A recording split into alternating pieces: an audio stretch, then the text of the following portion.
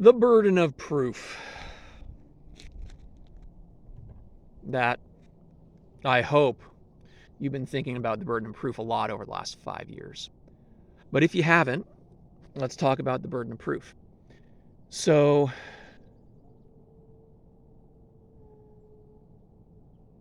when someone makes an assertion, says it's this way, and you disagree with them, uh, the burden of proof is typically understood to be the person making the assertion. Like, hey, um, I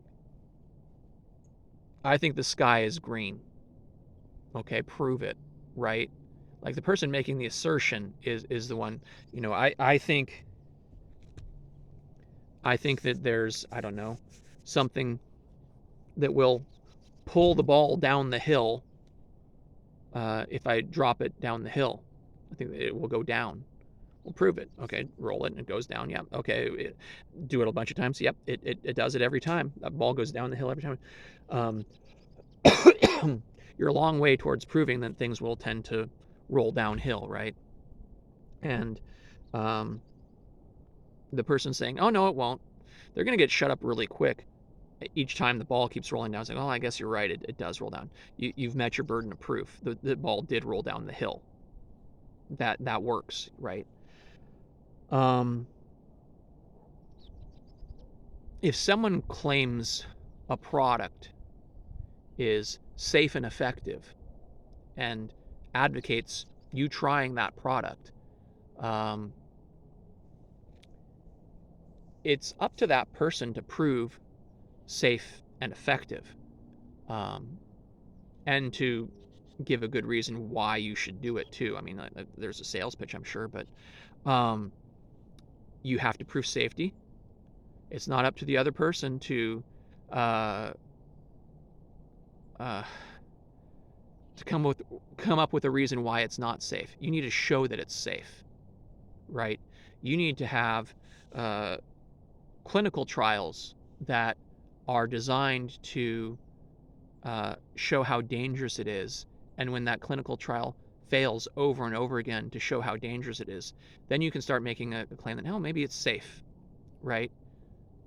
That's you're trying to make the product fail in a safety study. You want it to,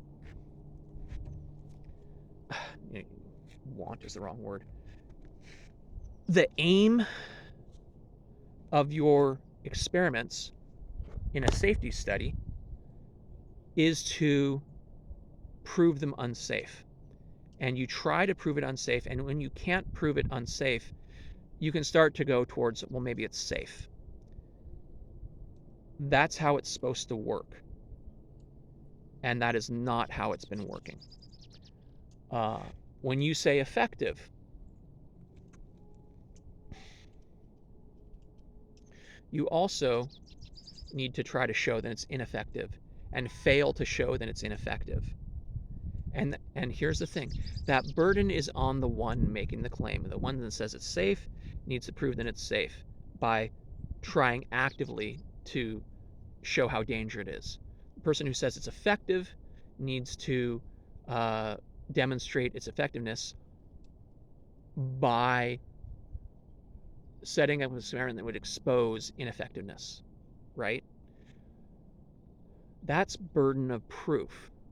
It lies with the person making the assertion. Now, that's aside from the conversation of whether or not someone should try this safe and effective thing for themselves, right? Let's say you proved it's safe and effective. I'm happy for you. It's a product that you are very excited about.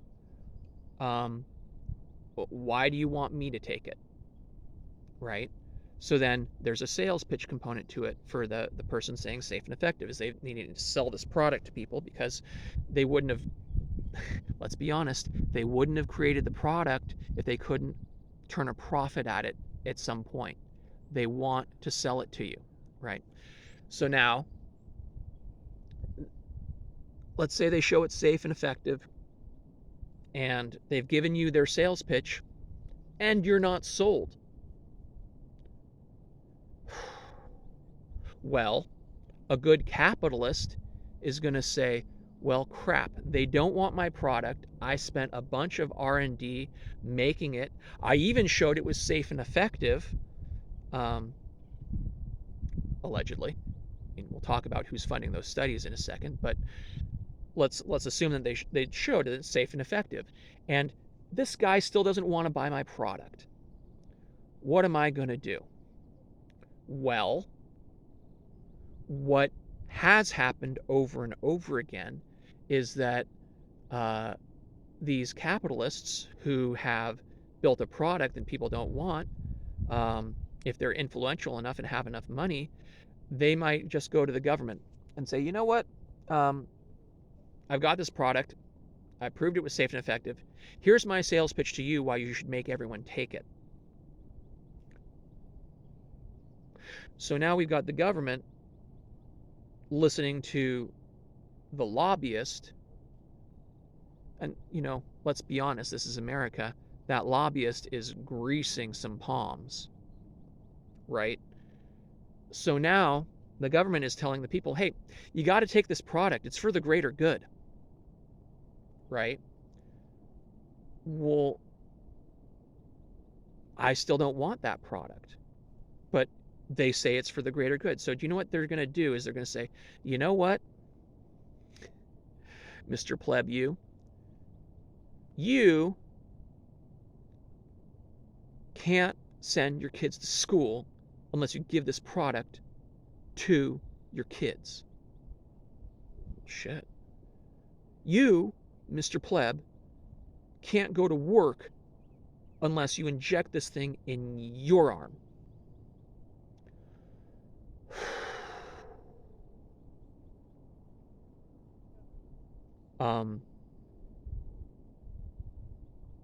Well, the company that was saying the product was safe and effective is very happy with the situation. The person who didn't want the product at all is not very happy with the situation. The politician who bought the sales pitch thinks they're saving humanity. And so because they think they're saving humanity, they're not going to let up. They're going to push this mandatory stuff as far as they can because they believe they're saving humanity. And because they push so hard, they're not going to look at anything that disproves what Mr. Safe and Effective said, because, and here we get back, Mr. Safe and Effective, well, burden of proof was on him to show it was safe and effective. And so he hired some people and said, show that this is safe and effective. I'll pay you lots of money to show that this is safe and effective. And so the, well, I can't call them starving artists, the starving scientists in white lab coats that now are emblazoned with corporate sponsorship, said, yeah, okay, I can give you that result. It's safe and effective. Great. So now we've got a quote-unquote safe and effective product that everyone is being told they have to take, or they can't go to work, or they can't go to school. And the poor guy who was told that he had to take it, he's in a hard spot, right? Well, do I take it and violate what I wanted to have in my body and not have in my body? Do I submit to this so that I can keep my job, so that my kids don't starve, and so that my wife doesn't divorce me? Do I submit to this coercion and extortion? A lot of people would submit. The politicians know this. The capitalists who propose the safe and effective product know this. Then people are going to cave. You threaten their livelihood, they'll probably cave, because we're all desperate to keep our livelihoods, because our economy has been tanked on purpose.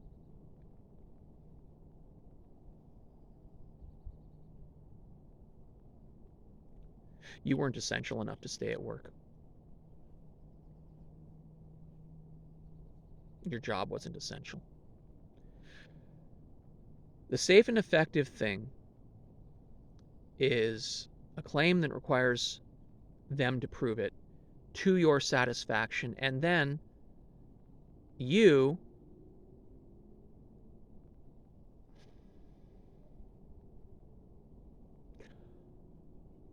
don't have to take the product just because they said safe and effective. Now, anyone making it a coercive situation or an extortive situation upon you, that person, whoever's doing that, is a son of a bitch. That person is saying, you don't own your body if you work for me. You don't own your body if you want to go to school. That's conditional now on me owning your body.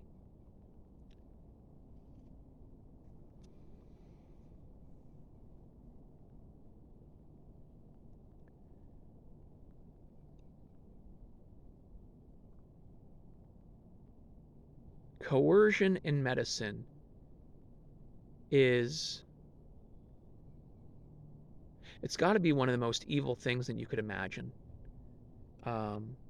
We recognize that in so many other things. We recognize assault for assault and so many other things. But for these safe and effective products, people have told themselves that the sales pitch, the benefit, is so good, then it's okay to abuse anyone who doesn't want it.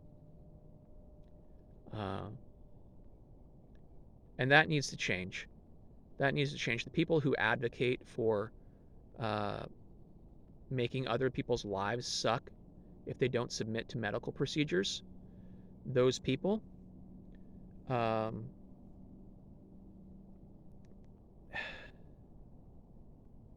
frankly, they've lost their humanity by their own actions. They were very quick to claim that other people just didn't care, but the truth of the matter is they were scared, and because they were scared, they leapt at tyranny and said, I want some of that. Give me the tyranny tool so that I can make my neighbors do the thing that I want. We haven't had a substantive conversation about this that I've seen. There's been a lot of talk about, oh, was it safe? Was it effective? Who's an anti this? Who's an anti that? Name calling, gaslighting. We've seen a lot of that, but we haven't had a substantive conversation over who has a right to dictate that kind of thing upon other people. We haven't had that conversation. I would argue that no one has that right to do that kind of thing to other people. But there are people who very clearly think the opposite, and we haven't had that conversation in any meaningful way. And we have to have that conversation because more might be coming, right? I'm now seeing talk of safe and effectives that are aerosolized. Where's the consent in that? We're now having discussions about blocking out the sun with, I've seen chemicals listed, I've seen cellulose dust listed as possible materials that could be used, dusted over the population, over the plants, over the water, over the animals. And we're not having a substantive conversation over the fact that no one's got a right to do something like that to other people. We need to have that substantive conversation about the fact that people don't have the right to assault you and call it medicine or call it saving the planet, right? Assault is assault. Extortion is extortion. Coercion is coercion. and we're not having a conversation about this stuff. And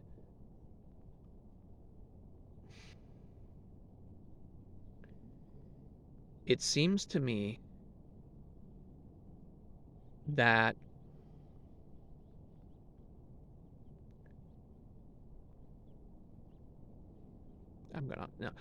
we just need to have that conversation. People need to talk about the violence that's appropriate to inflict on your fellow man because they don't want to do what you want them to do. Because that's what we're talking about. This coercive paradigm is screwing with people's lives if those people don't submit to the medicine that you prescribe for them or the politicians prescribe for them. They're practicing medicine on people. I would say they're practicing voodoo. I think they're messing with our minds. I think they're messing with our souls. But we need to have a conversation. I say we need to have it. I don't mean to have. I don't mean that. I don't mean we have to have a conversation. I mean we need to tell these people to back the fuck up. These people who would coerce other people are bad people. They are wielding the power of the state at you. They are wielding the power of the purse at you. And they need to be told to back the fuck up. And we don't have enough back the fuck up in our culture right now. For all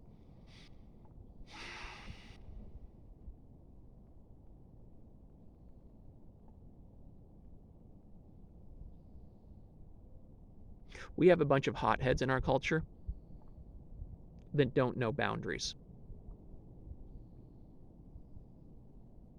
And we need to reteach ourselves boundaries such that no, you can't do that to me. No, I will stop you from doing that to me. I will stop you bodily from doing that to me. I will stop you using whatever means I deem necessary to stop you from hurting me.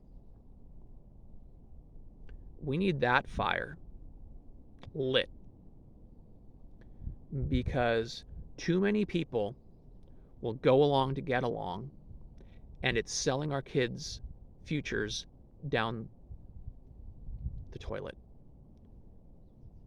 Your kids are going to suffer for your cowardice and your failure to use your voice. Just use your voice. My God. And your failure to put your money where your mouth is. So many people caved. So many people caved because they were desperate. And that's by design. I'm not saying that the desperation was necessarily your fault, but caving was your decision. And that's another thing that we got to talk about. No one forced you to do anything. They made it very uncomfortable, but they didn't force you. You did it yourself. And I, I'm not going to play victim with you. We need to find the fire in the belly that allows us to say no. And over the last 5 years, some people found their fire. I'm very proud of you. And some people withered and just complied and submitted. And that was a lot of pressure that they were under. I've got sympathy for them. But they're hurting us all by complying. Compliance is not a virtue. It's a capitulation. It's giving up entirely. And what you're giving up, it's more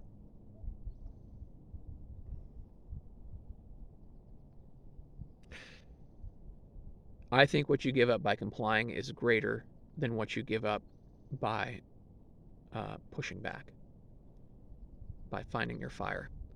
You'll give up a lot by fighting back, particularly if you fight back alone. I can speak to that. But if you comply, you give up more. And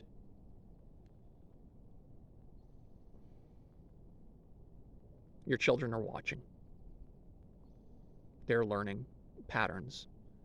They are very good mimics. Consider that.